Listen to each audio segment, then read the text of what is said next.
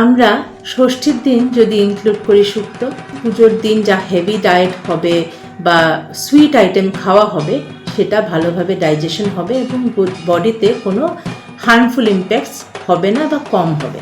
অষ্টমীর দিন ঠাকুরকে অঞ্জলি দেওয়ার পর ভোগের খিচুড়ি, বেস্ট ফর এভরিওয়ান।